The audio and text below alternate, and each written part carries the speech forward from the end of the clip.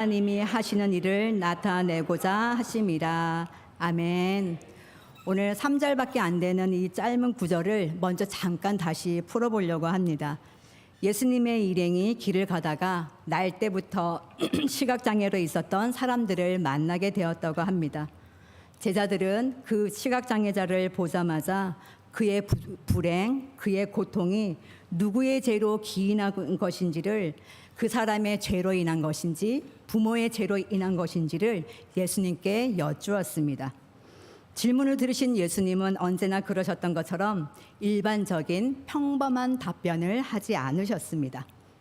당시 사람들의 사고는 시각장애로 태어난 것은 당연히 죄와 연결이 되어 있기 때문이라고 굳게 믿었기에 예수님은 그들의 생각과 전혀 다른 견해를 내놓으신 것입니다. 예수님은 그 시각장애 된 그 사람을 더 이상 죄나 고통과 연결짓지 않으시고 그 사람을 통해서 드러날 하나님의 일에 대해서 말씀하셨습니다. 예수님은 그 사람이 시각장애로 태어난 것이 저주를 받았기 때문이 아니라 그를 통해서 하나님의 일하심이 드러나는 계기가 될 것이라고 분명하게 말씀으로 선언하셨습니다. 그 당시의 문화적 배경, 그 당시의 배경은 제자들과 유대인들 모두는 신명기적 사고와 헬라니즘 사고를 가지고 있었기에 제자들의 질문에 대한 예수님의 답변은 굉장히 놀라운 것이었습니다. 그리고 그 예수님의 답변은 사실이었습니다. 예수님의 답변이 사실로 드러난 성경의 여러 예를 한번 살펴보려고 합니다. 욥기 1장 1절 말씀을 우리 다 같이 함께 보십시다. 욥기 1장 1절 말씀 시작. 우스 땅에 욥이라 불리는 사람이 있었는데 그 사람은 온전하고 정직하여 하나님을 경외하며 악에서 떠난 자더라. 아멘. 욥은 온전하고 정직하고 하나님을 경외하고 악에서 떠난 자였고, 또 욥은 욕이 아니라 욥입니다. 욥은 하나님께 많은 복을 받고 살고 있었습니다. 그런데 어느 날 갑자기 불행이 닥쳤습니다. 약탈을 당하고 재앙을 만났고 자녀가 다 죽고 자신은 병에 걸렸고 심지어 아내가 자신을 저주까지 했습니다. 갑자기 불행해진 것이지요. 그러자 욥의 친구들이 찾아와서 욥을 위로합니다. 그리고 불행의 원인을 찾으려고 했습니다. 재산이, 약탈이, 재앙이, 자신의 병이 든 것이, 아내의 저주가, 자식 모두가 죽은 것이 분명한 이유가 있다. 이렇게 된 것은 우리가 모르는 무슨 죄를 네가 지었기 때문이라는 것입니다. 욥이 죄를 짓고 불순종으로 하나님을 거역했기 때문에, 그러한 원인이 있었기 때문에 오늘 이러한 재앙의 결과가 나타났다라는 것입니다. 그럼 우리가 잘 아는 엘리야는 어떻습니까? 엘리야는 죽음을 보지 않고 불수레와 불말을 타고 영화롭게 승천을 했습니다. 근데 엘리야의 제자였던 엘리사는 어떻습니까? 어떻게 보면 성경의 기록으로 보면 엘리야보다 더 많은 능력을 행했던 것이 엘리사였습니다. 엘리야는 죽지 않고 승천을 했지만 엘리사는 병으로 죽었습니다. 세례 요한은 어떻습니까? 광야에 외치는 자의 사명을 띠고 주님의 길을 예비하다가 불의한 자들의 꾀에 빠져서 목이 잘리는 죽음을 맞게 되었습니다. 사도행전 12장을 보면 헤롯이 요한의 형제 야고보는 칼로 죽이고 베드로는 옥에 가두었지만 베드로는 결국 천사에 의해서 구출되었다는 기록이 있습니다. 잠시 언급한 성경의 여러 예를 보자면 이 예들을 신명기적 사고로 이들에게 율법의 공식을 만약에 적용한다면 욥이나 엘리사는, 그리고 세례 요한과 야고보는 불순종으로 인한 죄의 결과로 재앙을 당하고 병으로 죽고 칼에 죽임을 당한 것으로 해석할 수 있습니다. 그리고 오늘 우리가 잠깐 본문에 본 시각장애자도 율법의 공식을 적용한다면 이 사람은 저주받은 자입니다. 그러나 예수님께서는 시각장애자의 눈을 뜨게 하심으로써 하나님이 하시는 일을 나타내는 것이 사실임을 증명하셨습니다. 결국 날 때부터 시각장애인이 된 눈에 보여지는 결과로 불행하게 앉아있는 이 사람의 모습이 결국은 하나님이 하시는 그 선한 일이라는 원인에 의해서 증명된 것이 이 사람의 현재 불행한 모습이라는 것입니다. 우리가 참 이해하고 싶지도 않고 이해하기 어려운 하나님의 일인 거지요. 예수님께서 말씀하신 이 예수님의 선언으로 본다면 앞에서 말씀드렸던 성경의 여러 인물들의 사건의 결과 또한 하나님이 하시는 선한 일이라는 원인에 의해 발생된 사건이라는 것입니다. 즉 고난은 하나님이 하실 선한 일이라는 원인에 의해서 나타나는 결과로 증명된다는 것입니다. 예수님이 이렇게 하신 답변은 사실 오늘을 살아가는 우리의 숨통을 확 트이게 합니다. 그렇지만 오늘 우리는 어떠한 공식으로 우리의 삶을 해석하고 살아가고 있을까요? 혹여 제자들이 예수님께 드린 그 잘못된 질문을 우리도 여전히 우리의 신앙에 계속해서 반복하고 있지는 않습니까? 우리는 예배를 열심히 참석합니다. 그리고 헌금도 본인의 역량이 되는 만큼 많이 드리고 자주 드립니다. 기도도 기도의 자리도 빠지지 않고 열심히 하려고 애를 쓰시지요. 봉사도 열심히 하십니다. 전도도 열심히 하시고 찬양도 열심히 하십니다. 이렇게 열심히 성실하게 잘하면 우리는 복을 받을 것이라는 막연한 기대를 하고 있는 것은 사실입니다. 이것은 우리가 아니라고 해도 우리가 부인할 수 없는 사실입니다. 이렇게 본다면 우리가 하나님께 복을 받는 이 기준을 우리가 설정해 놓고 하나님의 복을 구하고 있는 것이 아니겠습니까? 그러다가 어려운 일이 생기면 우리는 어떻게 반응을 합니까? 내가 최선을 다하지 못해서 그런가? 내가 예배를 몇 번 빠져서 그런가? 11조를 한 번 당겨 먹어서 그런가? 기도를 좀 쉬어서 그런가? 찬양 모임에 빠져서 그런가? 기도 모임에 빠져서 그런가? 그래서 하나님이 나를 지금 치시나? 나에게 깨달으라고 벌을 주시나? 이렇게 생각한다는 겁니다. 그리고 이러한 상황에 우리가 지금 거론하고자 하는 율법의 공식을 바로 적용시키고 두려워하고 우리가 깊은 어둠에 빠지게 된다는 것입니다. 그리고 또 다른 한편으로는 어떻게 반응을 하십니까?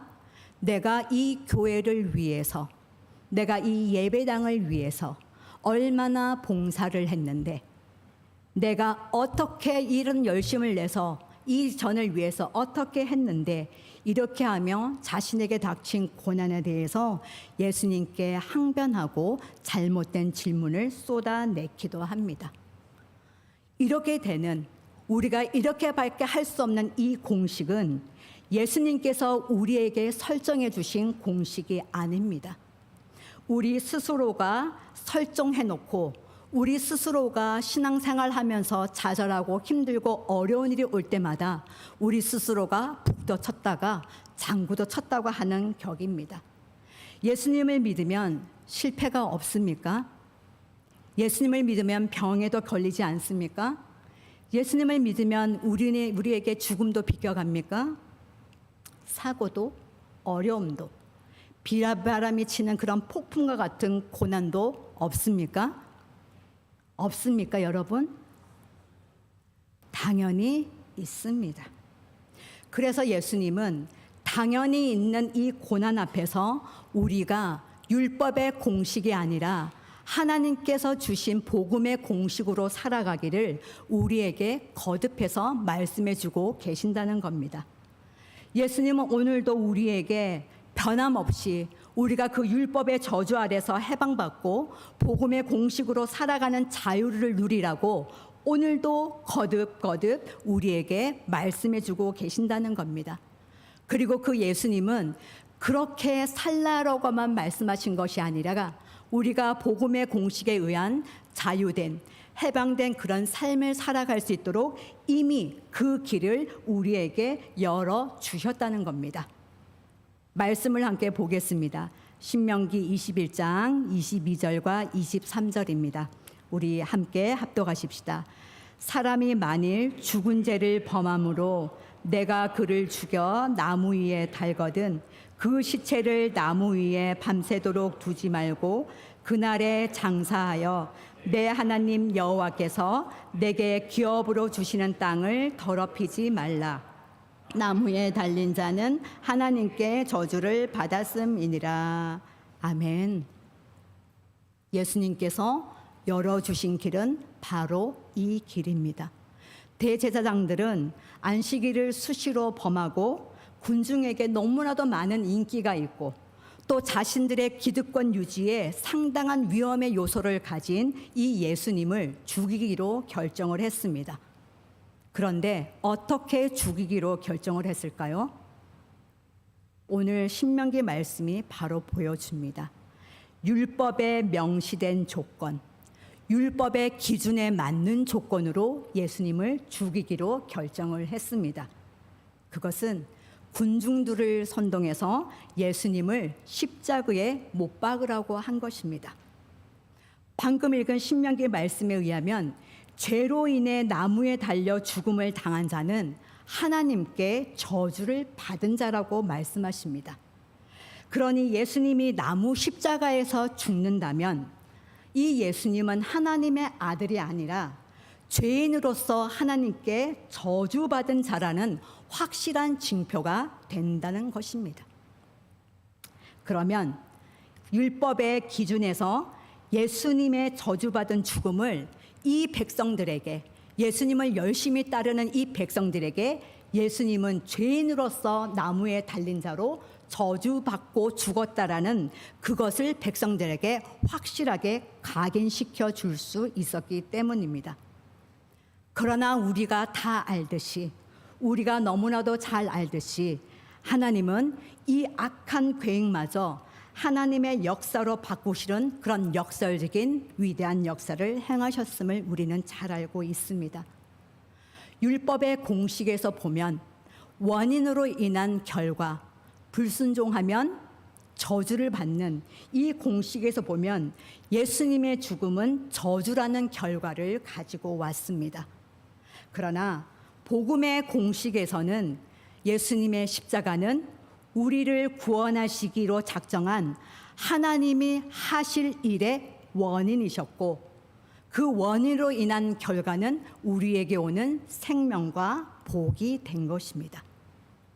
믿으십니까? 말씀을 함께 보십시다. 갈라디아서 3장 13절 말씀입니다.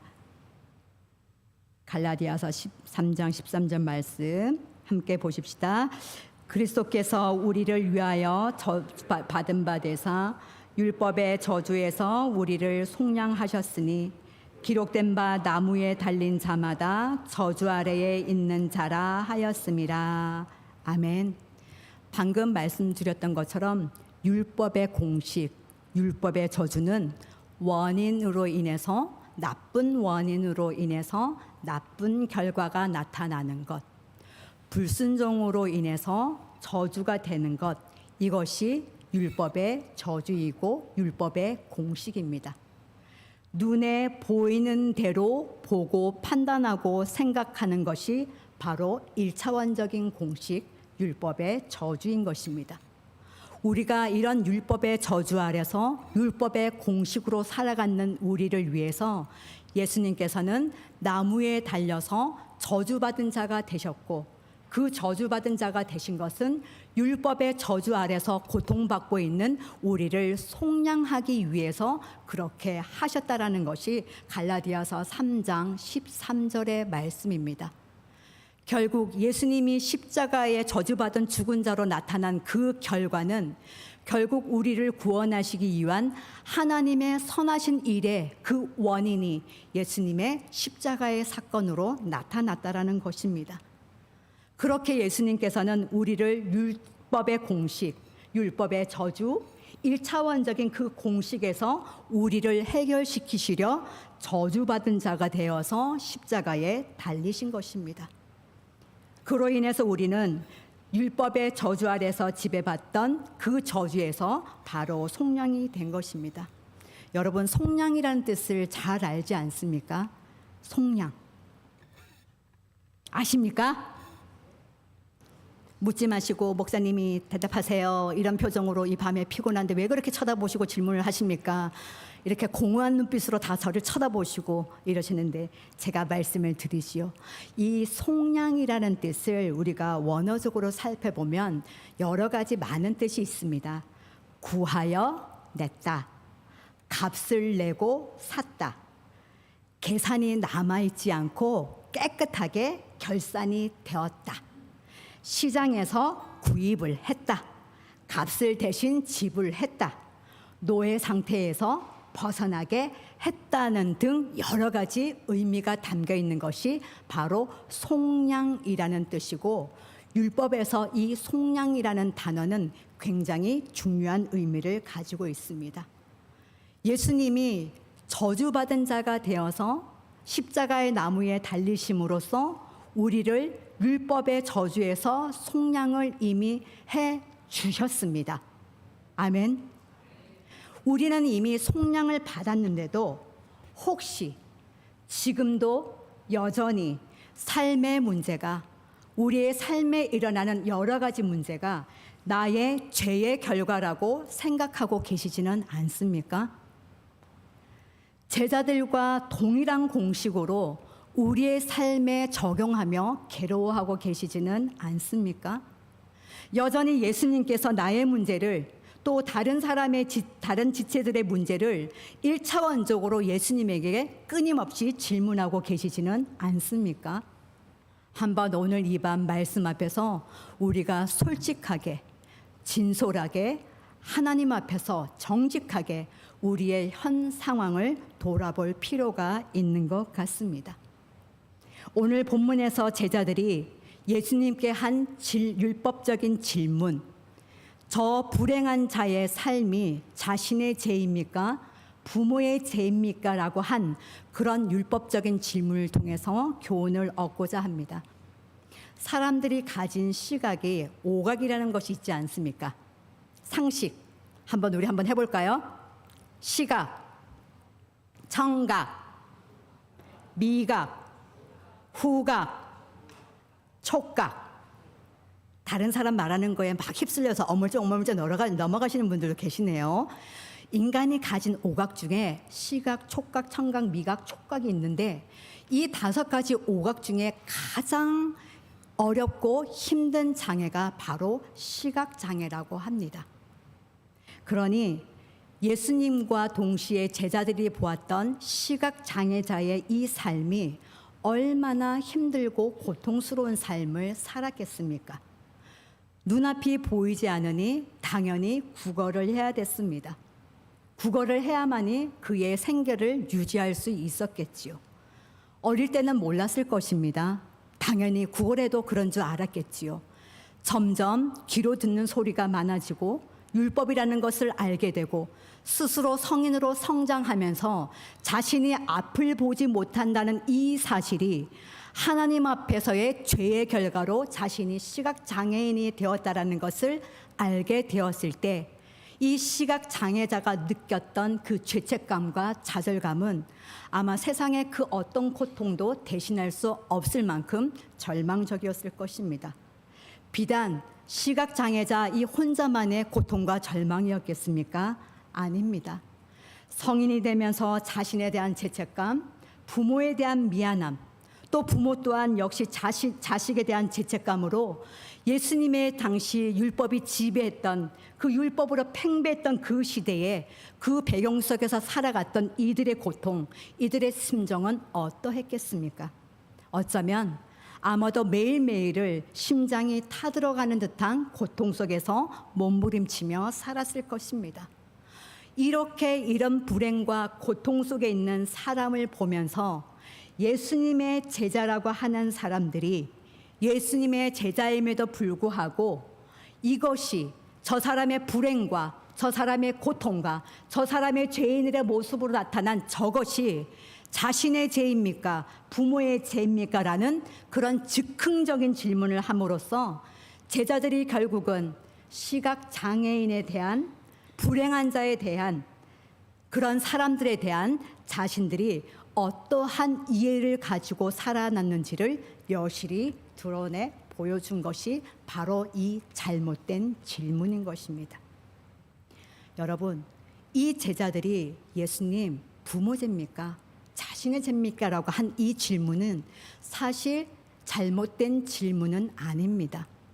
왜냐하면 그들이 살던 이 시대에는 신명기적 도식으로 그들이 교육을 받을 수 없는 시대였기 때문에 눈앞에 보이는 현상으로 불행한 사람, 병든 자, 나병한 자, 여러 가지 사람들은 신명기적 사고로 그들을 판단하고 정죄할 수밖에 없었습니다. 그렇지만 여기서 문제가 되는 것은 이들이 예수님의 제자였다라는 것입니다. 제자들은 예수님에게 이렇게 잘못된 질문, 어떻게 보면 아주 못된 질문을 예수님께 하면 안 되었습니다. 그럼 이들이 예수님께 어떤 질문을 해야 됐겠습니까? 시각장애자를 불쌍히 여기는 마음으로 예수님이 미처 못 보셨다라는 생각으로 예수님께서 저 사람을 고쳐주실 수 있는지를 여쭈어야 했습니다. 고쳐달라고 간청을 했어야 합니다. 왜냐하면 제자들은 예수님께서 율법에서 규정된 그 부정한 죄인들을 어떻게 대하시는지를 이미 숱하게 보아왔기 때문입니다. 나병 환자의 몸에 직접 손을 대시며 치유하시는 것을 보았습니다. 귀신 들린 자를 해방시키고 그에게 자유함을 주시는 것을 보았습니다. 간음으로 돌에 맞아 죽을 뻔했던 그 여인을 용서하시는 것을 보았습니다. 병이 들어 죽어가는 자를 어떻게 살리셨는지를 이 제자들은 이미 다 보았습니다. 개처럼 취급받던 이방인들의 아픔을 어떻게 치유하시는지를 이미 다 보았습니다. 남녀노소, 지고하, 빈부귀천을 불문하고 그들의 친구로 살아가시는 예수님의 모습을 그들은 보았습니다. 줄인 자, 가난한 자, 병든 자, 마음이 상한 자, 그들을 율법의 핵심의 정신인 참 사랑으로 그들을 대하는 예수님의 모습을 이미 그들은 숱하게 보아왔습니다. 그래서 제자들의 질문은 잘못된 질문입니다. 제자들의 질문은 하지 말았어야 될 질문입니다. 율법의 핵심이 무엇입니까? 하나님을 사랑하고 이웃을 사랑하는 겁니다. 율법의 핵심은, 율법의 참 정신은 하나님을 사랑하고 그 이웃을 존중하면서 사랑하는 것입니다. 그런데 율법의 정신을 왜곡해서 비본질적인 행위의 기준으로 죄를 규정하는 것, 그것이 바로 오늘 갈라디아에서 이야기하는 율법의 저주인 것입니다. 예수님은 오늘날도 동일하게 이 저주 아래 있는 우리를 풀어주신 해방자로 우리에게 오셨습니다. 그 당시에도 율법의 죄주에서 이들을 풀어주실 해방자로 오신 그분과 함께 똑같은 눈으로, 똑같은 시선으로 그 사람을 보면서도 왜 그 중요한 순간에 제자들은 이런 질문을 했을까요? 사람에 대한, 인간에 대한 제자들의 평소의 관점이 바로 노출된 것입니다. 신명기적 도식으로 인간을 보고 있다는 결과입니다. 율법의 정신인, 율법의 핵심인 사랑은 없고 행위의 결과로 나타난 그 원인으로 인해서 나타난 그 현상, 그 결과로 그 인간을 재단하고 그 인간을 판단하고 그 사람을 정죄하고 자기 의의 만족을 느끼고 있었다라는 제자들의 본 모습이 드러난 것입니다. 그럼 사랑하는 여러분, 우리는 주변 사람들을 어떤 관점으로 보고 계십니까? 하나님의 사랑을 말하면서도 결국 자신의 기준대로 사람을 보는 그런 오류를 범하고 있지는 않는지 오늘 이 밤 우리 자신을 성찰할 필요가 있다고 생각을 합니다. 제자들이 예수님께 드렸던 이 질문 안에는 또 하나의 선입견도 숨어 있습니다. 시각 장애인들은 세상에 기여할 일이 없다. 그들은 한낱 죄인에 불과하다. 그들은 쓸모없는 사람이다. 그들은 저주받은 자이기 때문에. 그러나 오늘 예수님께서는 3절에 분명하게 말씀하셨습니다. 하나님께서 이 사람을 통해 하실 일이 있다라고 말씀하셨습니다. 우리는 예수님의 이 말씀을 기억하면서 우리도 예수님이 우리에게 보여주신 복음의 공식, 복음의 시각으로 우리 옆에 있는 이웃을 보아야 할 것입니다. 우리 교회도 우리 모든 성도들도 복음의 관점에서 보는 훈련을 해야 할 것입니다. 우리 모두는 서로를 복음의 기준으로 보는 그 훈련을 함으로써 예수님께 우리의 삶으로 인한 잘못된 질문을 하지 않을 수 있기 때문입니다. 이러한 율법의 공식으로 우리 교회를 본다면 우리 교회는 어떤 교회입니까? 눈으로 나타난 결과로 보이는 우리 교회는 어떤 교회입니까? 남들이 보기에 우리 교회는 건물이 너무 노후됐습니다. 성도도 많지 않습니다. 어르신들이 많은 아주 노령화된 교회라고 생각할 수 있습니다. 그리고 어쩌면 이런 선입견을 이 안에 계신 어느 분도 이 선입견을 가지고 계실 수도 있습니다. 하지만 그런 것은 결코 아닙니다. 왠지 아십니까? 시각 장애인이라고 해도 눈 외에는 다른 신체는 멀쩡하기 때문입니다. 그러면 우리 교회도 눈에 보이는 것 말고는 다른 것은 다 잘할 수 있는 여력을 우리는 가지고 있다라는 것입니다. 눈에 보이는 결과는 이렇지만 하나님을 향한 비전과 계획과 방향을 설정해 가는 하나님이 하실 일에 의해서 움직여야 될 그 원에 대한 저력은 이미 우리가 가지고 있다라는 것입니다. 그러니 이제 우리가 해야 될 것은 하나입니다. 눈앞에 보이는 현상만 보면서 율법의 저주 아래로 다시 내려가는 어리석은 모습을 우리는 하지 말아야 할 것입니다.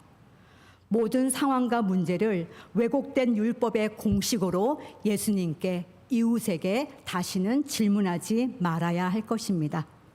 선입견을 버리고 항상 나의 기준에 오류가 있음을 인정하면서 다른 지체를 존중하고 복음의 관점으로 바라보는 우리가 되어야 할 것입니다.